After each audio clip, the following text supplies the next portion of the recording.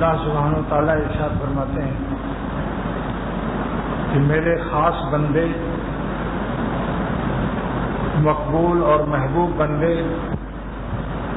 ان کی خاص ادائے بندگی نازل کی جاتی ہے جس کی وجہ سے باوجود خطا کاری کے وہ عطائے خواجگی اور میری یاری سے محروم نہیں ہوتے۔ ایک ادائے بندگی اللہ تعالیٰ قرآن پاک میں نازل فرما رہے ہیں کہ جس ادائے بندگی کی برکت سے باوجود بندوں کو اپنی خطا کاری کے پھر بھی وہ ہماری یاری سے محروم نہیں ہوتے۔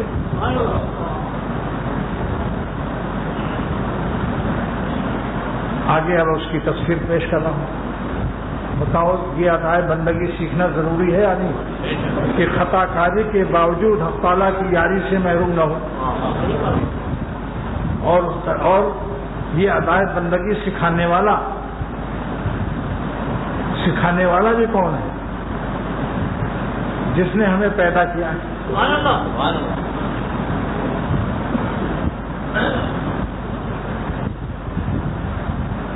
ارشاد فرماتے ہیں والذین اذا فعلوا فاحشہ، جن لوگوں سے ہماری مخلوق میں کوئی زیادتی کر دیتا ہے، کسی کو مخلوق پر ظلم کر دیتا ہے، ماں باپ کے ساتھ بدتمیزی ہو جاتی ہے، بیوی کو بلا ضرورت مجبوری سختی کر دیا، اس کو رلا دیا، پڑوسیوں پر ظلم کر لیا، اپنے بڑوں سے بدتمیزی کر لیا، اور ظلموا انفسہم، یا اللہ تعالیٰ کے حقوق میں ہمارے حقوق میں مجرمانہ حرکت کر دی۔ اب کوئی کہے کہ بھائی اللہ تعالیٰ نے مخلوق کا حق یہاں کیوں مقدم فرمایا؟ تو بات یہ ہے کہ اللہ تعالیٰ ہماری اذیت رسانیوں سے بے نیاز ہے۔ کوئی آدمی اللہ کو تو نقصان نہیں پہنچا سکتا، یہاں تک کہ اللہ کی ایک ادنا مخلوق ہے سورج، اگر سورج سے لڑ جائے کوئی اور غصے میں اس پر تھوکنا شروع کرے تو سارا تھوک اسی کے منہ پر آئے گا۔ تو جب ایک ادنا مخلوق پر تھوک واپس آ رہی ہے تو پھر اللہ تعالیٰ تک کس کی رسائی ہوگی جو اللہ کو نقصان پہنچا سکے؟ لہذا اللہ نے اپنے حقوق کو ایسے مواقع پر مقدم نہیں کیا، بندوں کے حق کو زیادہ رکھ دیا کہ بندوں کے ساتھ ہمارے بندے اذیت پہنچا سکتے ہیں۔ ایک بندہ دوسرے بندے کو تکلیف دینے پر قادر ہے، ظالم ہو سکتا ہے، لیکن اللہ تعالیٰ پر کوئی ظلم نہیں کر سکتا۔ لہذا حضرت آدم علیہ السلام نے سب سے پہلے یہ تعلیم اپنی اولاد کو دے دی قیامت تک کے لیے کہ جب تم سے خطا ہو جائے تو تم کہو ربنا ظلمنا انفسنا، اے ہمارے رب ہم نے اپنے اوپر ظلم کیا ہے، آپ پر کوئی ظلم نہیں کر سکتا۔ اور یہی علامت ہے لائق اولاد کی۔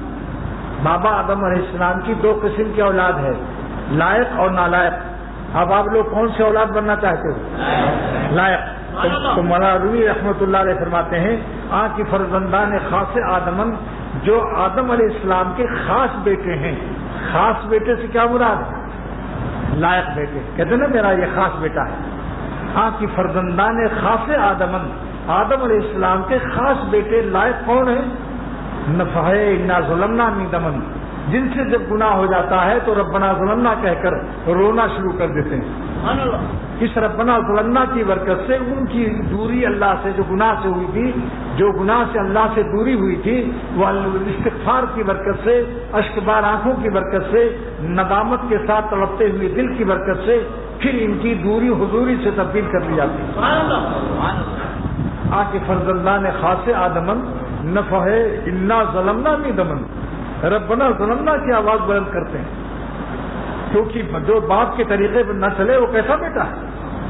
جب حضرت آدم علیہ السلام کا قرآن پاک سے ثابت ہو گیا کہ انہوں نے اپنی بگڑی بنا لی ربنا ظلمنا سے، تو پھر ہم لوگ کیوں نہ اپنی بگڑی بنا لیں ربنا ظلمنا سے، رو رو کر کے، معافی کر کے، استغفار کر کے، توبہ کر کے، آہوزاری کر کے، اشک باری کر کے، پھر دوبارہ اللہ کی یاری حاصل کرو۔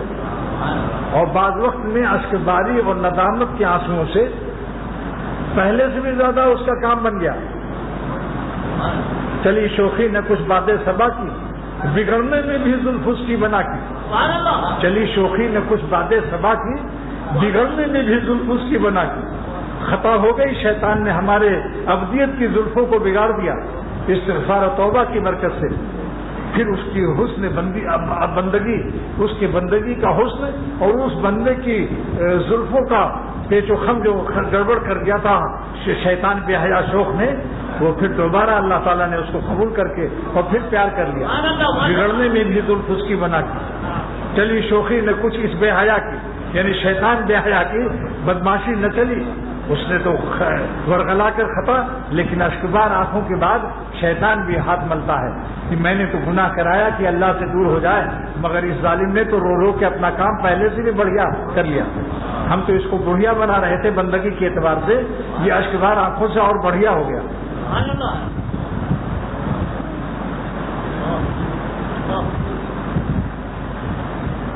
اس لیے علامہ علوسی سید محمود بغدادی مفتی بغداد رحمۃ اللہ علیہ کی قبر کو اللہ نور سے بھر دے اللہ پاک، سورہ انا انزلنا کی تفسیر میں فرماتے ہیں کہ اللہ تعالیٰ یہ ارشاد فرماتے ہیں بزبان نبوت کہ جب کوئی بندہ اپنے گناہوں پر روتا ہے تو مجھ کو اس کے نادم بندوں کے گنہگار بندوں کے آنسوؤں سے اور ان کی آہذاری سے اور ان کے گڑ گڑا کر معافی مانگنے کی رونے کی آواز کو میں اتنا محبوب رکھتا ہوں کہ سارے عالم کی تمام سبحان اللہ کی آوازوں سے مجھے اپنے گنہگار بندوں کا نالہ زیادہ عزیز ہے۔ یہی دلیل ہے کہ اللہ اللہ ہے، کیونکہ دنیاوی بادشاہوں کا اگر استقبالیہ ہو رہا ہو اور اس کی تعریف کی جا رہی ہو، کوئی مسکین آ کر رونے لگے تو پولیس والے کان پکڑ کر اس کو باہر کرتے ہیں، کہتے ہیں تم بادشاہ کے رنگ میں ڈھنگ ڈالتے ہو، استقبالیہ ہو رہا ہے کل آنا کسی وقت میں، لیکن اللہ تعالیٰ عین اپنی استقبالیہ میں کہ سارا عالم سبحان اللہ سے اللہ تعالیٰ کا استقبالیہ پیش کر رہا ہے، ساری دنیا کے بندے سجدے میں سبحان اللہ سارے عالم میں آواز آ رہی ہے، مگر اللہ تعالیٰ فرماتے ہیں کہ سبحان اللہ کی آوازوں کے استقبالیے سے مجھے زیادہ عزیز ہے کہ کوئی بندہ گنہگار رو رہا ہو اور میں اس کی خطاؤں کو معاف کر دوں۔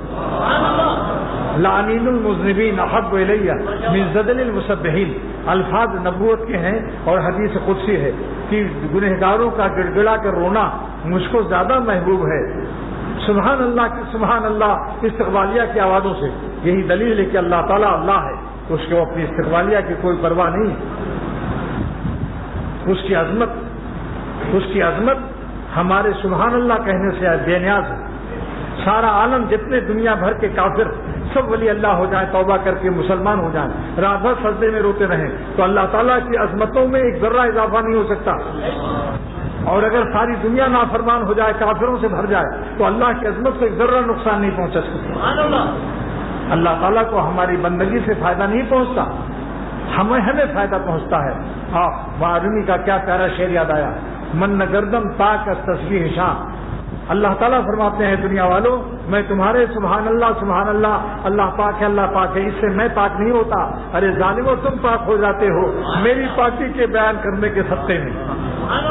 من گردم پاک تصویر شاہ، پاک ہم ایشا سے وندود الفشاں، جن کے منہ سے سبحان اللہ نکلتا ہے ان کے منہ سے ہم موتی پیدا کرتے ہیں اور ان کو پاک کرتے ہیں۔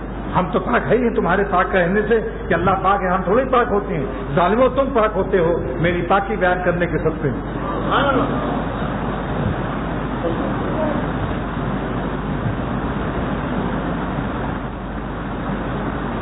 تو اللہ سبحانہ تعالیٰ نے ہمیں قرآن پاک میں اپنے کمال رحمت کے دریائے نیگرا فال غیر محدود سے یہ ایک نسخہ بتایا کہ میرے خاص محبوب پیارے جو ہیں اگر ان سے کوئی خطا ہو جاتی ہے، دو قسم کی، مخلوق میں آپس میں ظلم کر لیں یا میرے حقوق میں ظلم کر لیں، نمازی نہ پڑھیں، تو ان میں کیا شان پیدا ہوتی، مقبولیت کی علامت دیکھیں۔ اللہ کے مقبول بندوں کی علامت بیان ہو رہی ہے، بارگاہ مقبولیت سے قرآن پاک کی آیتوں سے اطلاع دی جا رہی ہے۔ والذین اذا فعلوا فاحشۃ او ظلموا انفسهم، جنہوں نے مخلوق پر ظلم کیا یا اللہ تعالیٰ کے حقوق میں ظالمانہ اور کوتاہیاں کر دی، ذکر اللہ، تو یہ اللہ کو یاد کرتے ہیں۔ مخلوق کا حق مقدم کیا گیا ہے بعض وقت پر، جیسے فرض نماز ایک آدمی پڑھ رہا ہے اور ایک اندھا جا رہا ہے، کنواں سامنے ہے، اگر یہ نیت توڑ کر کے نہیں بچاتا تو کنویں میں گر کے مر جائے گا، تو حکم یہ ہے کہ اے میرے بندے میری نماز چھوڑ دے، تیری نماز سے میں بے نیاز ہوں، مگر میرے بندے کی جان بچا لے۔ نماز کی تلافی تو بعد میں تو کر لے، قضا کر لے، دوبارہ پڑھ لے، نماز تو دوبارہ پڑھ لے، اگر وہ مر گیا تو کیا ہوگا؟ اسی لیے میں کہتا ہوں کہ اللہ تعالیٰ عقل سلیم عطا فرمائے اور فہم سلیم عطا فرمائے۔ بہت سے لوگوں کو دیکھتا ہوں سبحان اللہ تسبیحات میں اتنا درد دل سے روتے ہیں دعاؤں میں، مگر جب اللہ کی مخلوق کا معاملہ آتا ہے تو قصائی کی طرح گفتگو کرتے ہیں، جس قدر قساوت قلب سخت دلی سے جواب تلخ دیتے ہیں کہ تعجب ہوتا ہے کہ یہ شخص کیا اللہ کا پر فدا ہوا۔ اللہ پر فدا ہونا اسی کا قبول ہے جو اللہ کے بندوں پر بھی فدا ہوتا ہو۔ یہ کیسی فدا کاری ہے کہ ابا کی دوستی اور ابا کی اولاد پر ظلم، ربا سے دوستی اور ربا کے بندوں پر ظالمانہ رویہ، اپنے غضب کا انتقام لینے کے لیے تتیا کی طرح بھیڑ کی طرح بھیڑے ہوئے ہیں، بھیڑ کی طرح بھیڑے ہوئے ہیں۔ اس کو تتیا کہتے ہیں، تتیا پیلی پیلی ہوتی ہے، وہ ویسے ہی بعض لوگوں کا مزاج ہے۔ ڈاکٹر عبدالحی صاحب رحمۃ اللہ علیہ نے فرمایا کہ آنان باغ کی مسجد میں نے اثر پڑھی، کسی ضرورت سے گئے تھے تو ایک نوجوان رو رو کے دعائیں مانگ رہا تھا۔ میرے دل میں خیال آیا کہ یہ تو بڑا ولی اللہ معلوم ہوتا ہے، جوانی میں اللہ پر فدا ہو رہا ہے۔ میں نے سوچا ابھی اس سے میں بھی دعا کرا لوں۔ اتنے میں ایک بڑے میاں جن کو کم نظر آتا تھا وہ گزرتے ہوئے ان کے ذرا سے لگ گیا نوجوان صاحب سے، انہوں نے دعا آہذاری چھوڑ کر کہا ابے وہ اندھے نظر نہیں آتا؟ دیکھا آپ نے، ایسے ہی شیطان ہوتے ہیں بعض لوگ کہ ان کی آہذاری دیکھیں تو آپ سمجھ لیں کہ باعزت بستانی سے کم نہیں چلتا، لیکن اللہ کی مخلوق کو معاف کرنا اور وہاں شفقت و پیار کرنا، وہاں حلیم الطبع رقیق القلب اور رحیم المزاج بننا ان کو نصیب نہیں۔ زمانہ گزر گیا سمجھاتے سمجھاتے، لیکن یہ بھی شکر ہے، غنیمت ہے کہ اگر بعد میں وہ معافی مانگ لیں۔ حکیم الامت کو ایک شخص نے لکھا کہ جب مجھے غصہ کرتا ہے تو جتنی آیتیں قرآن پاک میں غصے کی برائی میں اور حدیث پاک میں غصے کی برائی میں ہے کچھ یاد نہیں رہتا، جبکہ میں خود حدیث بہاتا ہوں۔ حدیث پاک کیا علاج ہے؟ فرمایا اس کا علاج یہ ہے کہ جب غصہ اتر جائے تو تم اس کے پیر پکڑ کر معافی مانگ لو اور کچھ ہدیہ بھی دے دو اس کو۔ انہوں نے 2-3 مہینہ پھر لکھا کہ غصہ کم نہیں ہو رہا ہے، پیر پکڑتا ہوں پھر غصہ بھی کرتا ہوں۔ کہا اچھا اب ایسا کرو کہ جس پر غصہ آئے اس کی چپل کو یا جوتے کو وہ حصہ جو اوپر ہوتا ہے اس کو سر پر رکھ کے 10 منٹ دوائیں سینک استعمال کرو، مغز میں سینکو جس پر غصہ آیا۔ انہوں نے لکھا کہ یہ علاج میرے لیے کھیر کا کام دے گیا، میری ہمت نہیں ہے کہ میں ان کا جوتا اپنے سر پر رکھوں، اس سے بہتر میں غصے سے توبہ کرتا ہوں۔ دوسرا علاج، لکھنؤ میں حضرت صوفی بزرگ انوار بک ڈپو کے مالک، کیا نام تھا ان کا؟ مولانا محمد حسن کاکوری، وہ بالکل ٹھنڈے میٹھے آدمی، کبھی غصہ جانتے ہی نہیں۔ تو لکھنؤ میں ایک شخص کو غصہ کا مرض تھا، حضرت نے لکھا کہ تم ان کی دکان پر جا کے بیٹھا کرو اور 10 منٹ 20 منٹ بیٹھ کے چلے آیا کرو اور کچھ بات مت کرنا۔ 3-4 مہینے وہ جاتے رہے، ان کا غصہ کم ہوتا رہا، یہاں تک کہ بالکل معتدل ہو گئے۔ حضرت کو لکھا کہ حضرت انہوں نے تو غصے پر کوئی تقریر نہیں کی، نہ کبھی ہمیں کچھ سمجھایا کہ میرا غصہ کیسے کم ہو گیا۔ فرمایا کہ حضرت مولانا صوفی محمد حسن کاکوری کے مزاج پر شان رحمت، شان حلم، شان کرم غالب ہے۔ ان کے دل میں جو حلم و کرم اور شان رحمت وہ تمہارے دل میں منتقل ہو گیا۔ صحبت کا یہ اثر ہوتا ہے۔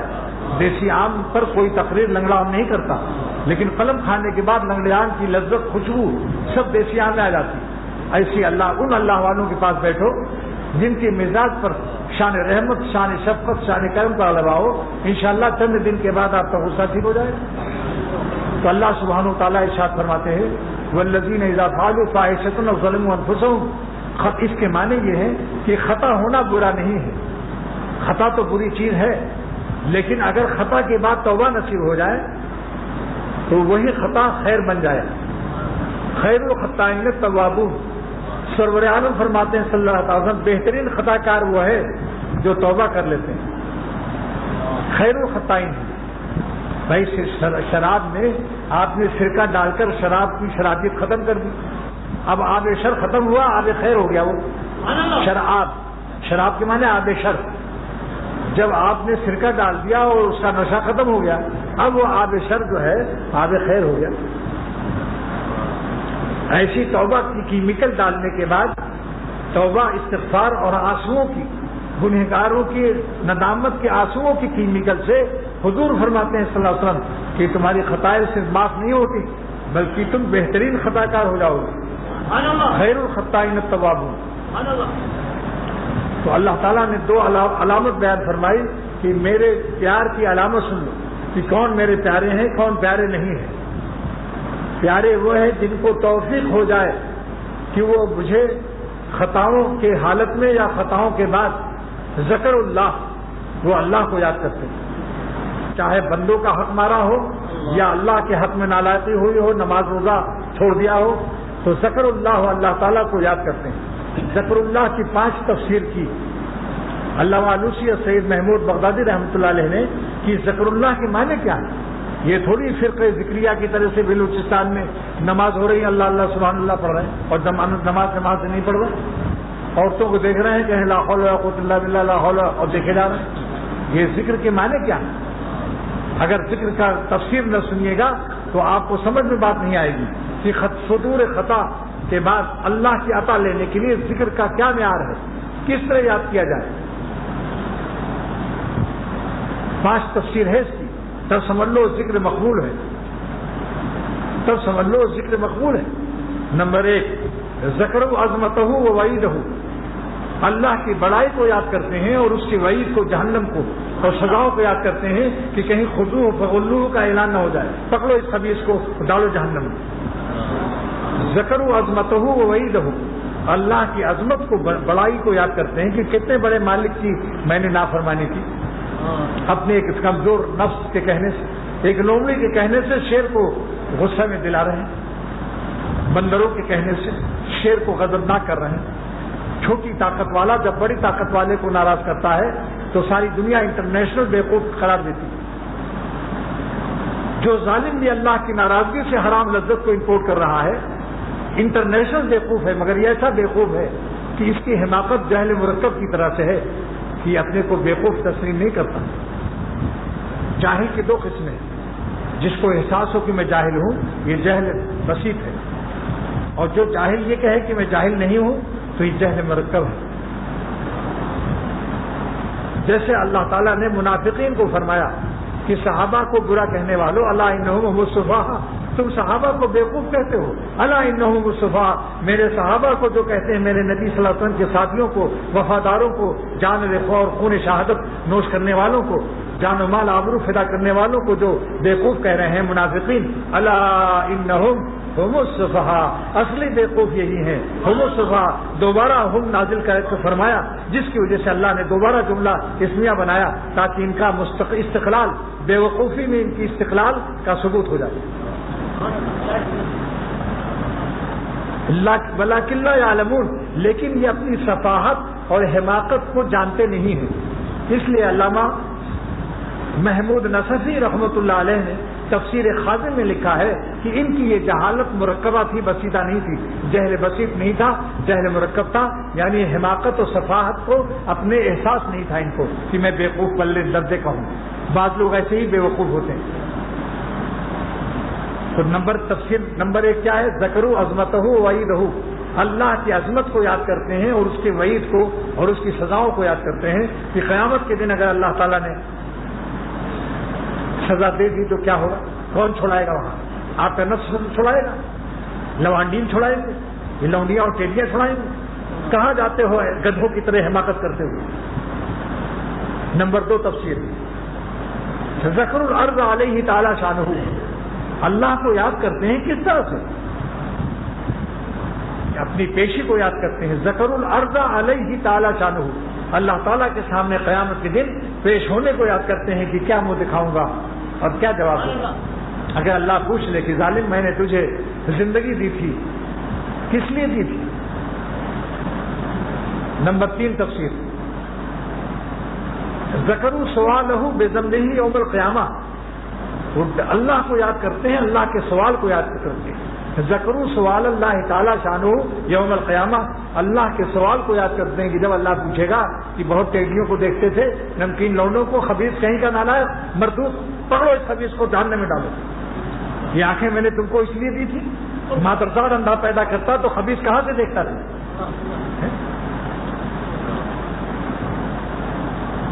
ایک پولیس کے ڈنڈے کے ڈر سے تو نہیں دیکھتا تھا، اور اگر بیٹا یا بیٹی کا باپ موجود ہوتا ہے تو بھی مارے ڈر کے نہیں دیکھتا تھا. شیخ ساتھ ہوتا تھا تو بھی شیخ کو دیکھتا تھا کدھر دیکھ رہا ہے. مگر میرا تجھ کو خوف نہیں آتا تھا؟ حرام نمک چکھنے والا، نمک کھاتا تھا میرا اور نمک حرامی بھی کرتا تھا. ذکروا سوالہ بذنبہ یوم القیامہ، اللہ کے سوال کو یاد کرتے ہیں کہ قیامت کے دن اگر اللہ آپ پوچھے گا کیا جواب دوں گا. 3 باتیں ہو گئی، 3 تفسیر. اور چوتھی تفسیر کیا ہے؟ ذکروا جلالہ فہابوا، اللہ کے جلال و عظمت شان کو سوچ کر کے ڈر جاتے ہیں کہ ہاں اتنے بڑے مالک، اتنے بڑے طاقت والے مالک کو ہم ناراض کر کے کیا کر رہے ہیں. اگر اس نے انتقام میں ہمیں سور کتا بنا دیا، یا گردے بیکار کر دیے، یا بلڈ کینسر پیدا کر دیا، ہارٹ اٹیک ہو گیا تو کیا ہوگا؟ اور جو شریف بندے ہیں ان کے لیے تو یہی بات کافی ہے کہ اللہ تعالیٰ ہم سے ناراض ہو جائیں گے. شریف بندوں کے لیے یہ کافی ہے. اس لیے میرا اس مہینے کا تازہ شعر ہے، نہیں ناخوش کریں گے رب کو اے دل تیرے کہنے سے. یہ بالکل تازہ شعر ہے. جب کبھی گناہ کا تقاضا ہو میرا شعر پڑھ لو. نہیں ناخوش کریں گے رب کو اے دل تیرے کہنے سے، نہیں ناخوش کریں گے رب کو اے دل تیرے کہنے سے. اگر یہ جان جاتی ہے خوشی سے جان دے دیں گے. گناہ نہ کرنے کے تقاضے سے اگر جان بھی چلی جائے تو خوشی سے جان دے دیں گے، اور چپے سے انشاءاللہ بھی کہہ دیں گے برکت کے لیے. ہاں، سادی شیرازی نے کیا نصیحت کی کہ دیکھو ادھار گوشت مت کھایا کرو. گوشت کی تمنا میں اگر مر جاؤ، مرنا قبول کر لو، مگر قصائیوں سے ادھار گوشت مت کھاؤ. فارسی شعر ہے دیکھو، بتمنائے گوشت مردن بے، بتمنائے گوشت مردن بے، گوشت کی تمنا میں مرنا بہتر ہے. یہ تقاضائے زشت قصابہ، قصائیوں کے برے تقاضوں سے. ایک لاٹھی لے کر کمر کی طرف ٹیک لگا کر کھڑا ہوگا سینہ تان کر، او صوفی صاحب، حاجی صاحب، مولانا صاحب، ایسا نہیں دیا ابھی تک آپ نے، وعدہ کیا تھا. ادھار گوشت کھانے میں تو بڑا مزہ لوٹا تھا، پیسے نکالو ورنہ بے سمجھ لو. تم سادی شیرازی آج سے 800-900 برس پہلے نصیحت کر رہے ہیں. تو ایسی گناہوں کی تمنا میں مر جاؤ، لیکن ذلت و خواری اور اللہ کے غضب سے بچو. نہیں ناخوش کریں گے رب کو اے دل تیرے کہنے سے. اگر یہ جان جاتی ہے خوشی سے جان دے دیں گے. یہ بتاؤ گناہ سے بچنے کے غم میں جان چلی جائے تو یہ جان کیسی ہے بھائی؟ مبارک ہے یا نہیں؟ اور اگر گناہ کی حالت میں مار دیا گیا، وارثین نے اس کو قتل کر دیا، تو یہ جان کیسی ہے؟ بولیے، گناہ کی حالت میں موت بہتر ہے یا گناہ سے بچنے کے غم سے موت بہتر ہے؟ ذرا مر کے تو دیکھو. اللہ کے نام پر جینا تو بہت لوگ جانتے ہیں، اللہ کے نام پر مرنا سیکھو. یہ اس کا نور قوی ہوتا ہے، مرنے کا نور قوی ہوتا ہے جینے کے نور سے. کیونکہ جینے کے معنی عبادت کرنا ہے، اور مرنے کے معنی اپنی بری آرزو کو کاٹ دو اور اللہ کو ناراض نہ کرو. بتائیے، 1000 تہجد کا نور رکھ دو ایک ترازو پر، اور ایک دفعہ کسی عورت یا لڑکے سے نظر بچا کے اس کا نور دیکھو کہ کس کا قوی ہوتا ہے. لوگ چاہتے ہیں ایک تار سے روشنی گھر میں آ جائے، مثبت تار ہو پلس اور مائنس نہ ہو. ایسے ہو سکتا ہے؟ دونوں تار لگاؤ، لا الہ کا بھی الا اللہ کا بھی، اور مائنس کا تار مقدم کیا اللہ نے، منفی تار کو اللہ تعالیٰ نے کلمے میں مقدم کیا. جیسے کوئی کہے عود لگانا مگر پہلے کپڑے دھو لینا، پسینہ کی بدبو نہ ہو. اللہ نے الا اللہ کا عود لگایا مگر فرمایا پہلے غیر اللہ سے قلب کو پاک کرو. یہ مرنے والی لاشیں کچھ کام نہیں آئیں گی. زندگی ہی میں جو صورتیں بگڑنے والی ہیں، جن کو مرنا ہے، سڑنا ہے، گلنا ہے، وہ اپنی ابتدائے جوانی میں ہی اس کے اثرات رکھتے ہیں. جیسے کوئی املی کا درخت ہو، املی کا لیکن ابھی 1 فٹ کا پودا ہے، اس کو چکھو گے تو املی کی کچھ کھٹاس ضرور ہوگی۔ تو مرنے والی سڑنے والی لاشیں جو ہیں، ان کے اندر ابتدائی سے مرنے اور سڑنے کی اور بے چینیوں کے اور اس کے تمام وہ اثرات موجود ہوتے ہیں۔ بگڑنے والی شکلوں کے، جب بگڑی شکل نہیں ہوتی اس وقت بھی اس کے اثرات ہوتے ہیں، کیونکہ آئندہ بگڑنے والے ہیں۔ وہ لوگ قبروں میں بگڑ جائیں گے یا نہیں؟ ارے بڑھاپی ہی میں بگڑ جاتی ہے شکل، تو جوانی میں بھی اس کے اثرات ہوتے ہیں، مگر عام حمقاء کو نظر نہیں آتے، اہل اللہ کو اور ان کے غلاموں کو نظر آتے۔ یہ منہ پر لقوا گرنے والا ہے، اس سے تقویٰ مت خراب کرو۔ میرے اس فتویٰ کا خیال رکھنا کہ چہرے کا شیپ بگڑنے والا، پہچان بھی نہ سکو گے۔ اس وقت جب کوئی بھاگتا ہے تو مجھے اتنا غصہ آتا ہے، جب شکل بگڑ گئی تو میں نے بھاگتے دیکھا ایسے لوگوں کو، شکل بگڑی تو بھاگ نکلے دوست، شکل بگڑی تو بھاگ نکلے دوست جن کو کبھی غزل سنائے، مگر اس وقت بھاگنے والا ایک دم گدھا ہوتا ہے، کیونکہ اپنی طبیعت سے بھاگا، اللہ سے کہاں، اللہ کے خوف سے کہاں بھاگا؟ اللہ کے خوف والے اولیاء اللہ وہ ہے جو عین شباب حسن کی حالت میں بھی اپنے نفس کو روکتے ہیں اور غم اٹھاتے ہیں اور احتیاط کرتے ہیں۔ یہ فرار للہ ہے، وہ فرار للتباہ ہے، اللہ کی طبیعت لیے نہیں ہے، وہ طبیعت کی ناپسندیدگی سے بھاگتے ہو۔ فرار للہ اور قرار باللہ یہ ہے کہ عین حالت شباب میں اس سے نظر بچاؤ اور اپنی آنکھ کو بھی بچاؤ اور دل کو بھی بچاؤ اور جسم کو بھی بچاؤ۔ عینن قلبن و قالبن، 3 لفظ، عینن قلبن و قالبن، قالب مانے جسم۔ پھر دیکھو اللہ تمہیں کیا دیتا ہے۔ واللہ قسم کھا کر کہتا ہوں کہ اپنے خباثتوں پر نادم ہو جاؤ گی کہ میں نے زندگی اب تک کہاں ضائع کیا، کیا خبر تھی کہ اللہ تعالیٰ اس خوب بہا کے بدلے میں خود ملتے ہیں۔ لیلاؤں سے بچنے میں مولا ملتا ہے جو سارے عالم کی لیلاؤں کو نمک دیتا ہے۔ 4 تفسیر ہو گئی تھی، 5ویں تفسیر کیا ہے؟ چوتھی کیا تھی کہ ذکروا جلالہ فہابوا، اللہ کے جلال کو سوچ کر ڈر جاتے ہیں، جس میں لرزہ طاری ہو جاتی ہے۔ ہمارے شیخ نے فرمایا تھا، کیا کہوں اس قصے کو جب بیان کرتا ہوں، پیاروں کے واقعات ہیں، خبیثوں کے واقعات نہیں ہیں۔ حضرت نے فرمایا کہ ایک اللہ کا ولی جا رہا تھا، اس نے دیکھا کہ کوئی کسی عورت سے زنا کر رہا ہے، لوٹ آئے، اتنا غم ہوا کہ 2-3 گھنٹے کے بعد چادر اوڑھ کے روتے رہے، اور جب پیشاب کیا تو پیشاب میں خون آ گیا۔ گناہ دوسرے نے کیا، غم ان کو آیا کہ میرے اللہ کی روح زمین پر کیسی نافرمانی ہو رہی ہے۔ یہ ہے اللہ والے۔ آج اتنا غم تو خود بدماشوں کو نہیں ہے، خبیث اعمال کے بعد بھی اتنا غم نصیب نہیں ہے، مگر اللہ والوں کے نشانی کو سمجھو۔ ذکروا جلالہ فہابوا، چوتھی تفسیر ہے کہ اللہ کو یاد کرتے ہیں، اللہ کی جلال و عظمت کو ڈر جاتے ہیں۔ 5ویں تفسیر کیا ہے؟ ذکروا جمالہ فہابوا، اللہ کے جمال کو سوچتے ہیں، ساری لیلاؤں کو حسن اللہ دیتا ہے۔ منی اور حیض کے مٹیریل پر کیا شکل بنا کر بےحد نطفہ را صورت چوں پری، نطفہ ناپاک کو پری جیسی شکل دیتا ہے۔ تو جو اللہ سارے حسینوں کو نمک دیتا ہے، ذکروا جمالہ فاستحیوا، شرما جاتے ہیں کہ میں اپنے اللہ سے ایسے اللہ ایسا پیارا اللہ کو کیسے میں نے چھوڑ کر دوسری طرف نظر کر لیا، شرماتے ہیں۔ حیا آتی، مگر حیا آنے کے بعد اتنی حیا بھی نہ آئے کہ پھر توبہ بھی نصیب نہ ہو، توبہ کرتے شرما جاؤ، ایسی حیا جائز نہیں۔ حیا وہ ہے کہ جو گناہ کرنے سے بچا لے، اور توبہ کرنے سے جو روکے وہ حیا نہیں، شیطانی کیفیت ہے۔ مولانا شاہ محمد احمد صاحب رحمۃ اللہ علیہ کا شعر ہے، حیا آتی ہے تیرے سامنے میں کس طرح آؤں، حیا آتی ہے تیرے سامنے میں کس طرح آؤں، نہ آؤں تو دل مستر کو لے کر پھر کہاں جاؤں۔ اے اللہ، اگر تیرے پاس رونے کے لیے اور توبہ کرنے کے لیے نہیں آؤں گا تو کون سا ٹھکانہ ہے؟ سوا نیک کاروں کے نہ پوچھے اگر تو، سوا نیک کاروں کے، سوا نیک کاروں کے، سوا نیک کاروں کے اگر تو کسی کو نہ پوچھے کہاں جائے بندہ گنہگار تیرا۔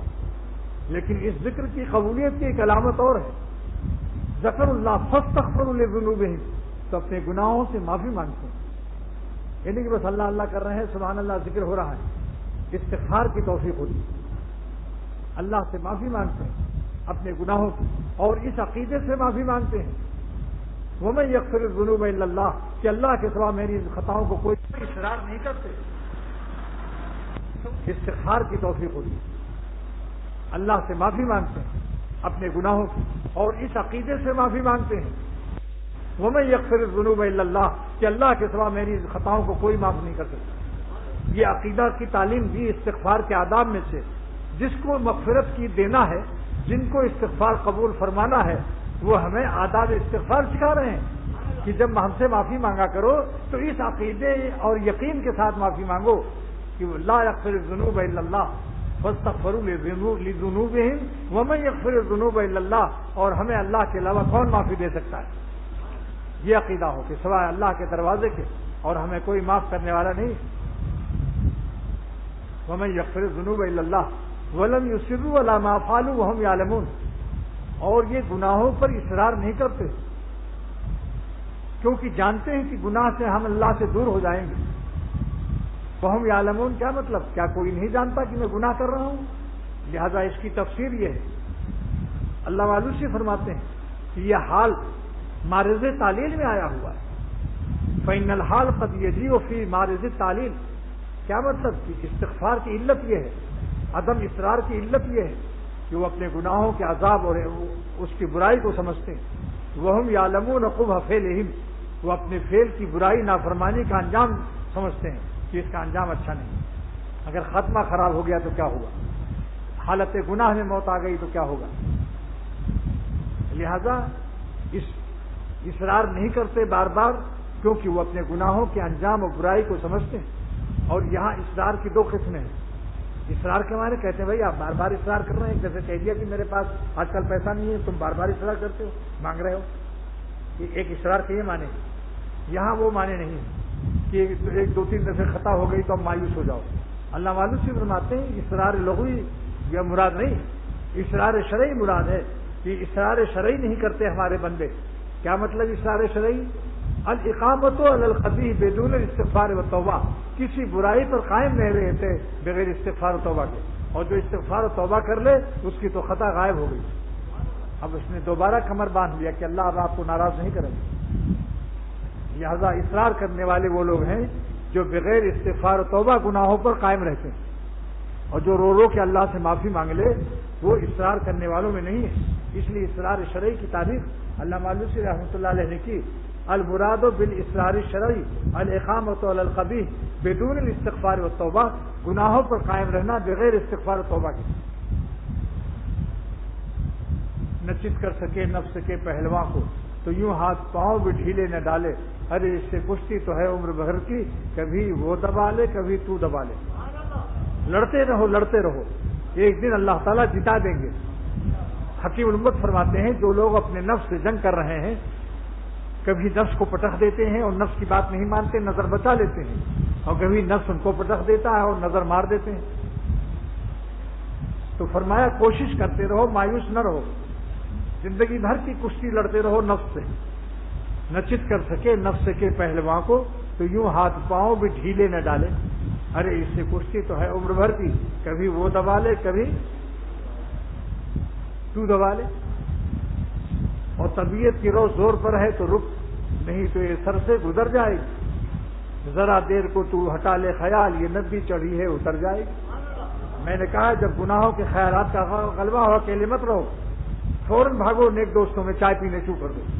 وہ نیک دوستوں کے پاس جاؤ جو خشک قسم کے نہ ہو، ورنہ وہاں سے بھی نفس بھگا دے گا.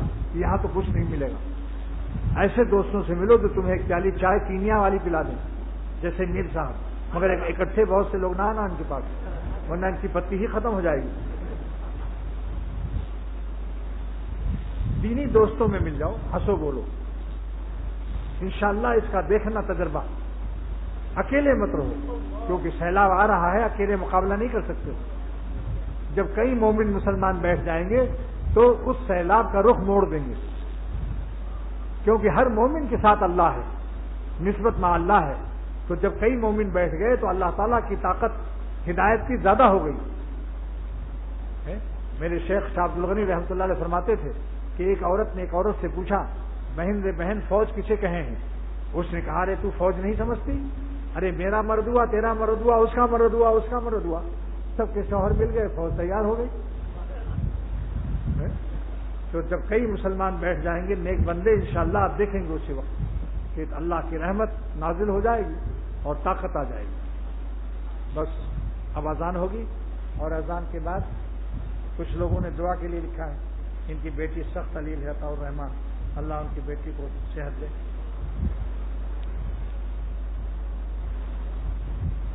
اللہ تعالیٰ ان کو بھی صحت دے. ہم سب کو تمام بیماریوں میں اللہ شفا دے، ہم سب کو بھی، ہمارے گھر والوں کو. علیہ وسلم اللهم اجعل حبك احب الي من نفسي واهلي من الماء البارد.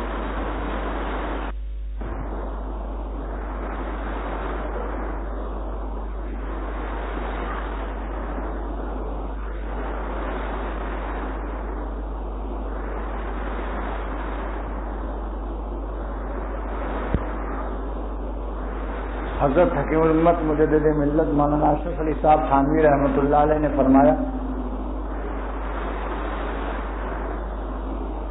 کہ اللہ تعالیٰ کی محبت اور عشق الہی اور سرور عالم صلی اللہ علیہ وسلم کا عشق بھی وہی معتبر ہے جو سنت کے راستے سے حاصل ہو. اگر حضور صلی اللہ علیہ وسلم کے طریقے سے ہٹ کر طبلہ سارنگی اور گانے بجانے سے تڑپ پیدا ہو اور روح میں عشق الہی پیدا ہو تو یہ ہے عشق الہی. آپ اعلان فرما دیں کہ فتبعونی، میری اتباع کرو، یحببکم اللہ، اللہ تمہیں پیار کرے گا. جس کا ترجمہ حضرت شاہ فضل الرحمان گنج مراد آبادی رحمۃ اللہ علیہ فرمایا کرتے تھے کہ اللہ تعالیٰ نے اپنے پیارے نبی صلی اللہ علیہ وسلم سے اعلان کرا دیا کہ میری چال چلو، میری چلن چلو. ہمارا پیارا نبی ایسا پیارا ہے کہ اس کی چلن پر جو چلتے ہیں ان پر بھی ہم کو پیار آتا ہے، ہم ان کو بھی اپنا پیارا بنا لیتے ہیں. آپ دنیاوی دیکھیے، دنیاوی محبت میں کسی کا ایک بیٹا ہو اور اسی بیٹے کی چال کی طرح کوئی دوسرے محلے کا لڑکا چل رہا ہو تو بابا کہتا ہے دیکھو آج یہ میرے بیٹے کی طرح چل رہا ہے. تو حضور صلی اللہ علیہ وسلم اتنے پیارے ہیں کہ ان کی چلن جو بھی چلتا ہے اللہ کے ہاں محبوب ہو جاتا ہے. آج حضور صلی اللہ علیہ وسلم کی عشق و محبت کا یہ حال ہے کہ آپ کے سنت کے طریقوں پر صحابہ نے جیسے آپ کی محبت کیا، صحابہ کے طریقے کو چھوڑ کر جو اللہ جن سے راضی ہو گیا، اللہ تو اپنے نبی سے راضی ہے مگر صحابہ کے لیے بھی فرما دیا رضی اللہ عنہم ورضوا عنہ. اللہ صحابہ سے راضی ہو گیا اور صحابہ اللہ سے راضی ہو گئے. تو ان کا راستہ کتنا مستند ہے. شاعر کہتا ہے لوٹ آئے جتنے فرزانے گئے، لوٹ آئے جتنے فرزانے گئے تاب منزل صرف دیوانے گئے. لوٹ آئے جتنے فرزانے گئے تاب منزل صرف دیوانے گئے. مستند رستے وہی مانے گئے، مستند رستے وہی مانے گئے جن سے ہو کر تیرے دیوانے گئے. یہ ہے صحابہ اس راستے سے گزرے ہیں. بتاؤ کوئی سی صحابی نے حضور صلی اللہ علیہ وسلم کا جلوس اور بین بازے کے ساتھ گانا بجانا یہ سب کیا؟ آہ نکلتی ہے آج ان نالائقوں پر، جاہلوں پر. اور عقل میں ذرا بھی نور نہیں، نمازوں کی کوئی پرواہ نہیں. نمازوں کا وقت آ رہا ہے اور پیر صاحب بھی گھوڑے پر بیٹھے ہوئے ہیں اور طبلے سرنگیوں کی آوازیں چل رہی ہیں اور دھن پر، بین بازے کی دھن پر نعت شریف ہو رہی ہے. آپ بتاؤ یہ کون سا عشق ہے بھائی؟ کیا صحابہ نے ایسا کیا کبھی؟ نماز فرض کی فکر نہیں. اور یہ کیا ہے؟ یہ محض ایک تماشا ہے، کھیل کود ہے. اس کو سنت کے راستے سے کوئی تعلق نہیں. اگر یہ عبادت ہوتی تو صحابہ اس کو ضرور اختیار کرتے. جو جان دے سکتے ہیں، شہید ہو سکتے ہیں، وہ یہ بین باجا اور جلوس نہیں نکال سکتے. بتاؤ جان دینا زیادہ آسان مشکل ہے یا یہ سب کام؟ لیکن آج افسوس ہے کوئی پوچھتا بھی نہیں کہ کیا طریقہ ہمیں حضور صلی اللہ علیہ وسلم کی محبت کا سب سے اعلیٰ طریقہ یہی ہے کہ جن لوگوں نے داڑھیاں نہیں رکھی وہ ربیع الاول میں داڑھیاں رکھ لیں. کہ جس کے لیے حضور پیدا ہوئے تھے، اعمال کی اصلاح کے لیے، نبی کریم صلی اللہ علیہ وسلم نے اللہ کی مرضی پر چلانے کے لیے، ہمارے نفس نالائق کو مٹانے کے لیے پیدا ہوئے تھے. تو اگر اس مبارک مہینے میں محبت کا حق ادا کرنا ہے تو جنہوں نے داڑیاں نہیں رکھی وہ داڑیاں رکھ لیں، جن کے پیجامے ٹخنے سے نیچے ہیں. بخاری شریف کی حدیث کا اعلان ما اسفل من الکعبین من الازار فی النار، جن کا ٹخنا چھپا ہے جہنم میں جلے گا. آج ٹخنے اونچے کر لو، 5 وقت کی نماز کا ارادہ کر لو. بیویوں کو اگر پٹائی کر رہے ہو اس سے توبہ کر لو. جتنے ظلم ہیں، اغوا، تاوان، برائے تاوان، قتل، خون، ان چیزوں سے توبہ کر لو تو حضور صلی اللہ علیہ وسلم کی روح مبارک کو کتنی خوشی ہوگی. مگر برائے اصلاح عمل کے آج حضور صلی اللہ علیہ وسلم کی محبت کا یہ حق سمجھا جا رہا ہے کہ بے نمازے لائے جا رہے ہیں اور کیا کیا کیا تماشے ہو رہے ہیں یہ، اور نماز کا کوئی فکر نہیں. کیا بات، یہاں تک کہ میرے علم میں توثیق سے آئی ہے کہ شراب پی کر کے قوالی پڑھی گئی رات بھر اور عشاء کی نماز نہیں پڑھی، اور میرا گھر اسی کے پاس میں تھا ایک زمانے میں. کسی نے عشاء نہیں پڑھی رات بھر، قوالی کی شراب پی کر کے. یہ جو سر ہلاتے ہیں بار بار رات بھر، ایسے تھوڑی ہلتا ہے. اتنی طاقت کہاں سے آتی ہے بھائی؟ ڈسکو ہے، ڈسکو. افسوس کی بات ہے یا نہیں بتاؤ؟ اسلام اس کا نام ہے. اسلام وہی ہے جو حضور صلی اللہ علیہ وسلم نے ہمیں عطا فرمایا. اسلام وہی ہے جو حضرات صحابہ نے کیا ہے. حضرات صحابہ کے طریقے میں دیکھو، جس چیز کو صحابی نے سمجھا ہو وہی حدیث کا مفہوم معتبر ہے. اگر صحابہ نے اس حدیث سے یہ مفہوم نہیں سمجھا اور اس پر عمل نہیں کیا تو آج کا کوئی ملا یہ کہہ دے کہ میں نے سمجھا ہے، غلط سمجھتا ہے. آپ سے میں پوچھتا ہوں، حضرات صحابہ سے بڑھ کر حضور صلی اللہ علیہ وسلم کی حدیث کو کوئی سمجھنے والا ہے آج کل؟ دیکھو، حضور صلی اللہ علیہ وسلم کو وہی آئی کہ آج فلانی قبر میں عذاب ہو رہا ہے، آپ کوئی شاخ ہری ٹہنی گاڑ دیں تو ان کا عذاب میں تخفیف کر دی جائے. آپ نے 2 شاخ گاڑ، یہ وہی الہی سے خاص ان دونوں قبروں کے لیے ہے. اس کے بعد صحابہ نے اس کو سنت نہیں قرار دیا. حضرت ابوبکر صدیق نے اور حضرت عمر فاروق نے، حضرت سیدنا عثمان، حضرت علی، تمام رضی اللہ تعالیٰ عنہ اجمعین نے کسی صحابی کی قبر پر بھی یہ شاخ نہیں گاڑی کہ ہمارے نبی نے گاڑا تھا ہم بھی گاڑیں. صحابہ نے کیا سمجھا کہ وہی الہی سے جن کی قبروں کے لیے ہے یہ حکم خاص ہے، سب کے لیے نہیں. لہذا صحابہ سے بڑھ کر جو سمجھ کر میں ریونین فرانس میں ایک شخص کی والدہ کا انتقال ہوا، وہاں کے بعض لوگوں نے شاخیں میں نے اکھڑوا کے پھینک دیا. میں نے کہا حضرات صحابہ نے جب نہیں کیا تو کیا صحابہ سے زیادہ تم سمجھتے ہو اے مولیو؟ لہذا سمجھ لو، حدیث کا مفہوم وہی معتبر ہے جو حضرات صحابہ نے سمجھا. ان سے زیادہ ہمیں عقل و فہم جن کی تعریف خدا نے کی ہو، جن سے اللہ راضی ہوا ہو، تو پھر ان کے کام کیسے ہوں گے سوچو. جو کام کیجیے، خوشی میں، غمی میں، ختمہ میں، عقیقہ میں، شادی میں، بیاہ میں، میت مرنے والوں کے ساتھ، ہمیشہ علماء سے پوچھو کہ حضرات صحابہ نے کیا عمل کیا، حدیثوں سے حضرات صحابہ نے کیا سمجھا. بس سمجھ لو اس کو. مستند رستے وہی مانے گئے جن سے ہو کر تیرے دیوانے گئے، جن کو اللہ نے اپنی خوشیوں کا سند دے دیا. رضی اللہ خوش ہو گیا ان سے. تو جن کے اعمال پر اللہ نے خوشیوں کا اعلان کر دیا، آپ ان کے عمل کرتے ہو، ان لوگوں کی بات مانتے ہو جن کے لیے آیت نازل نہیں ہوئی رضی اللہ عنہم ورضوا عنہ. بتاؤ کون مستند عمل ہے جس پر رضی اللہ؟ صحابہ کے اعمال کو پوچھو علماء. عقل میں اگر ذرا ہو تو خود سمجھ جاؤ گے کہ فرض نماز غائب اور بین بازے بج رہے ہیں اور ناز شریف پڑھی جا رہی ہے. یہ کیا ہے؟ یہی رسالت کا. سرور عالم صلی اللہ علیہ وسلم نے بخاری شریف کی حدیث میں پڑھایا، ارشاد فرمایا کہ داڑھیوں کو بڑھاؤ، مونچھوں کو کٹاؤ. آج دیکھ لو الٹا معاملہ ہے، مگر بعض لوگ مونچھیں کٹا چکے ہیں، 50% نمبر لے چکے ہیں، مگر 50% نیچے غائب ہے. ذرا سا ہمت کر لو، یہی کام آئے گا. مشیا نہ کام دے گی، گلوا نہ کام دے گا.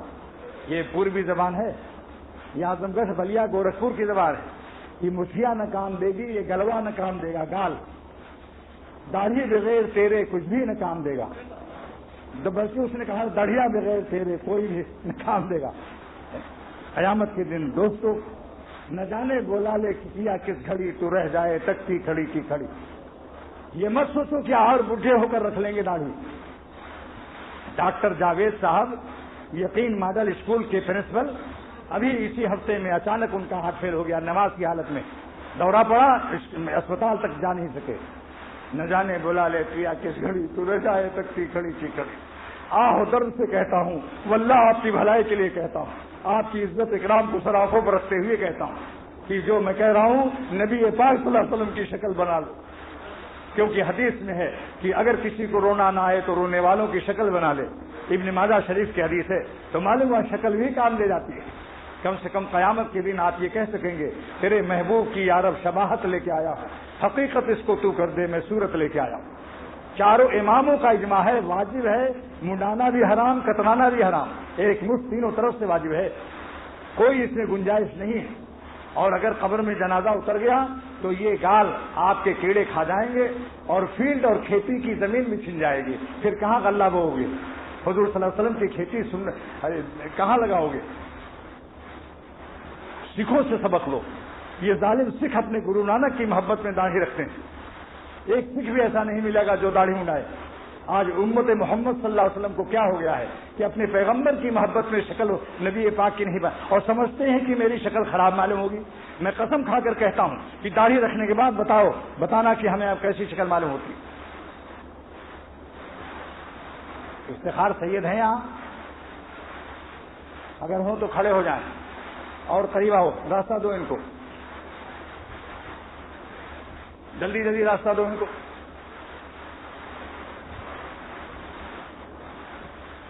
اب آپ کے سامنے میں ایک ماڈل پیش کر رہا ہوں. یہ داڑھی ان کی نہیں تھی، اور یہ اولمپک ہاکی کے کھلاڑی کے کپتان ہیں، اور اخبارات میں آپ نے ان کا نام بھی سنا ہوگا، سید افتخار سید. لیکن میرے کہنے سے اللہ نے توفیق دی، میرے کہنے میں کچھ نہیں. قسم کھا سکتا ہوں کہ میرے کہنے میں کوئی چیز نہیں جب تک اللہ کا فضل نہ ہو. انہوں نے ہمت کر کے رکھ لی. اب انہیں سے پوچھو کہ چاروں طرف ان کو عزت مل رہی یا نہیں؟ ان کی شکل کیسی لگ رہی ہے بھائی بتاؤ؟ اور یہ خود مجھ سے کہتے ہیں کہ جدھر جاتا ہوں وہی میرے شاگرد کھلاڑی اب ہم کو صوفی صاحب، حاجی صاحب میرے لیے دعا کرنا ذرا. اب دعا کرا رہے ہیں، اور پہلے کوئی دعا بھی نہیں کراتا تھا. اس لیے کہتا ہوں کہ بتاؤ عزت ملی، چہرہ بھی کیسا پیارا لگ رہا ہے. ارے اگر نبی کی شکل اگر حضور داڑھی رکھنے سے شکل خراب لگتی تو اللہ اپنے پیغمبروں کو حکم نہ دیتا کہ داڑھی رکھو. آپ بتاؤ اپنے پیاروں کی شکل آپ خراب کرنا چاہتے ہو؟ بولو بھائی.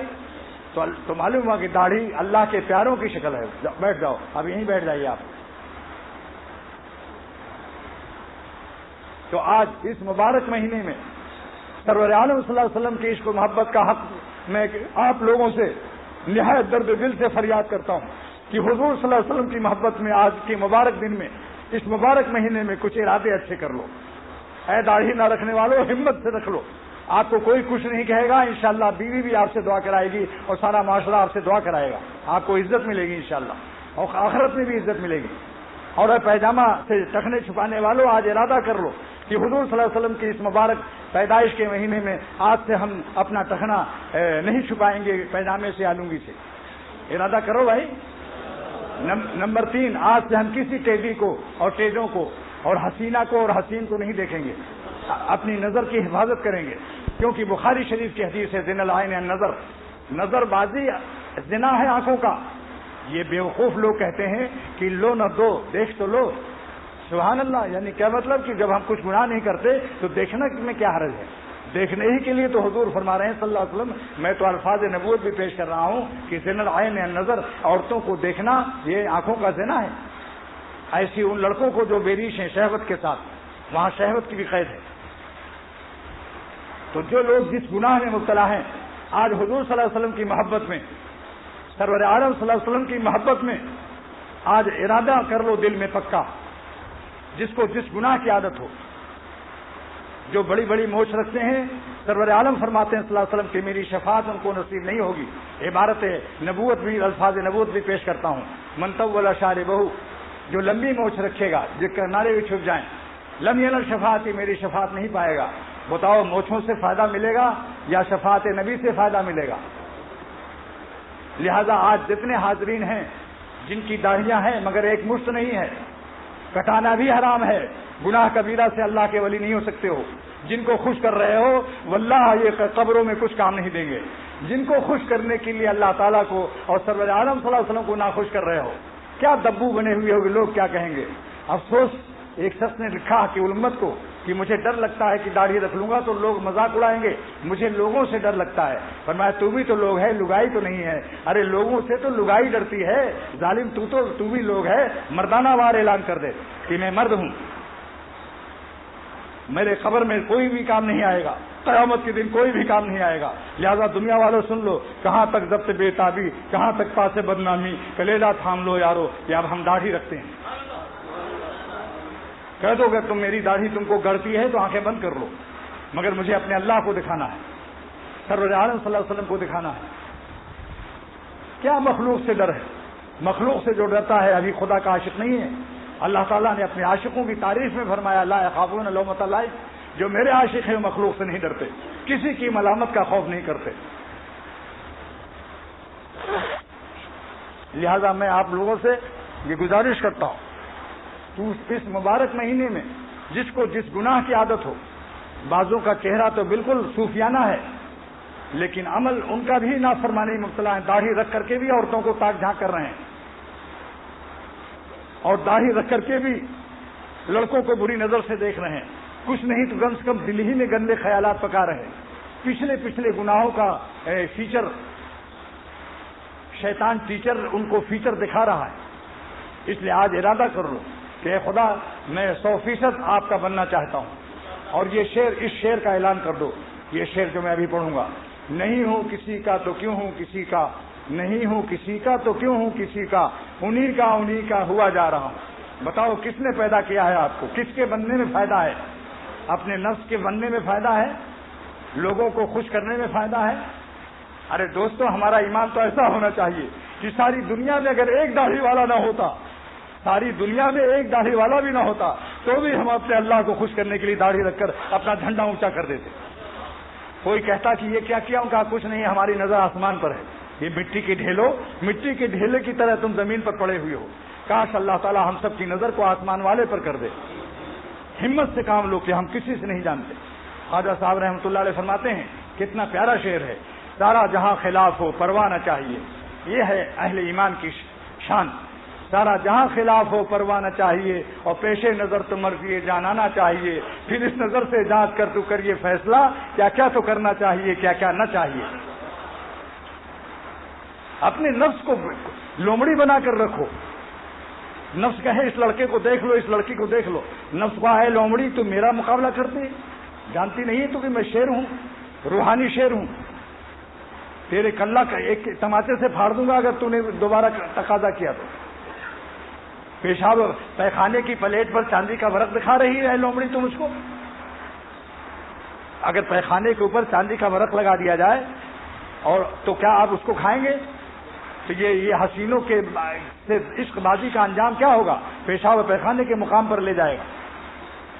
مگر افسوس ہے، قسمت والوں کو توفیق توبہ ہوتی ہے. پھر میں مسجد میں کہتا ہوں، واللہ جس پر اللہ تعالیٰ کی رحمت نازل ہوتی ہے، شان رحمت کی علامت یہ ہے کیا کہ پھر نفس امارہ کے سر سے وہ نکل جاتا ہے. اسی لیے حضور صلی اللہ علیہ وسلم نے سکھایا، اسی وقت آپ دعا کر لو، مبارک جمعے کا دن ہے، اللہم ارحمنی بترک المعاصی. سب لوگ کہو اللہم ارحمنی بترک المعاصی، اللہ ہم پر رحم فرما دے اور اپنی نافرمانی کے عذاب سے نجات عطا ہو.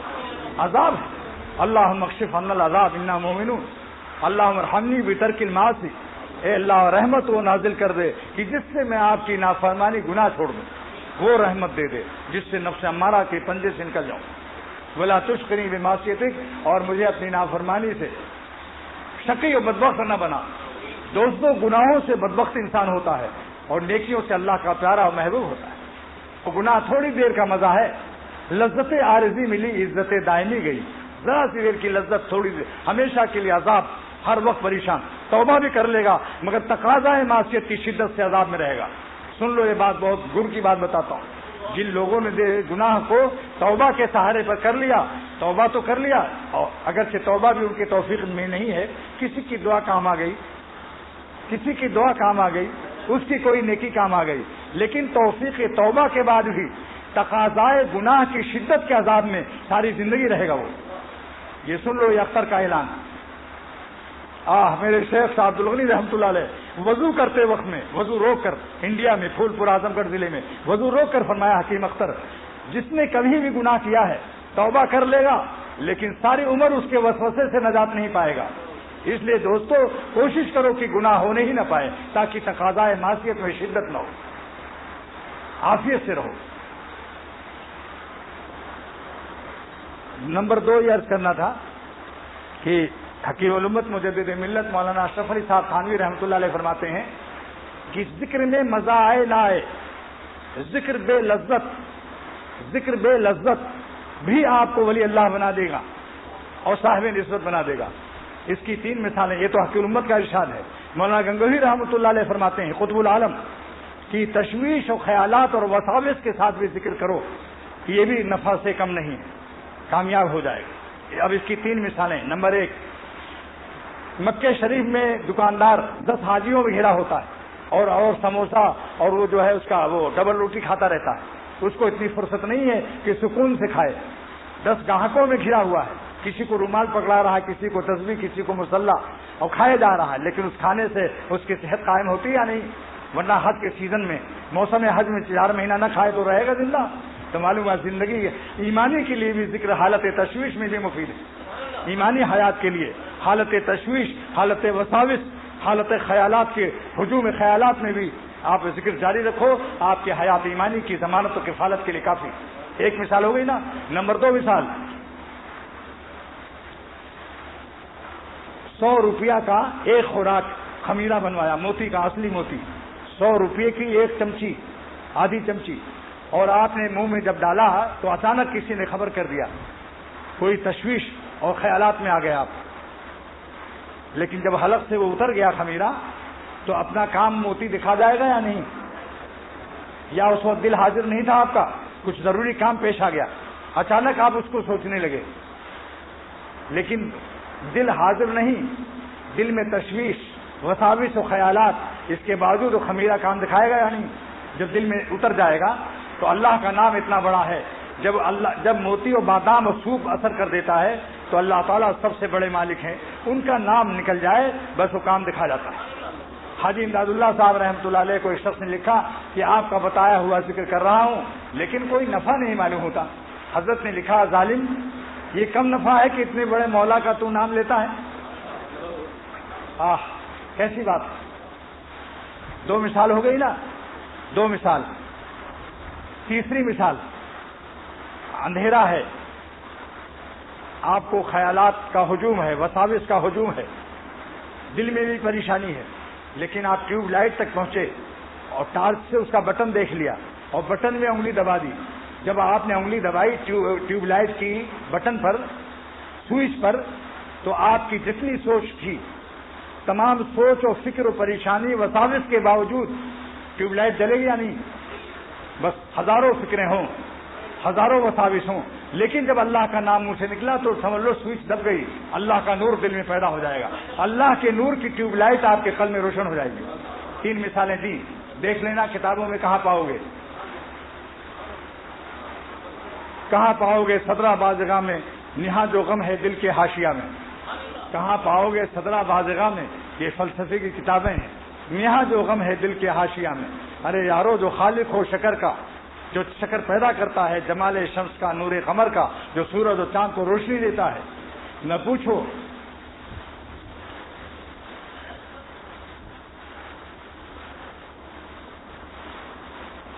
نہ پوچھ پھر لذت ذکر خدا کو، خدا کی حلاوت نام پاک کبریا کی، اللہ کے نام کی مٹھاس کو کیا کہتے ہیں؟